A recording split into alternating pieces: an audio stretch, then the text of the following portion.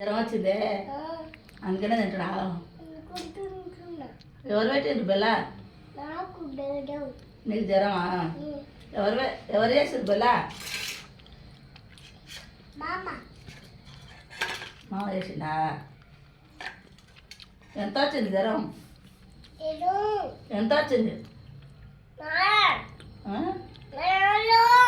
4. అవునా? అదేంటి అందులో అదేంటి ఏంటి తింటున్నావు? బెల్లనా? ఎక్కడి?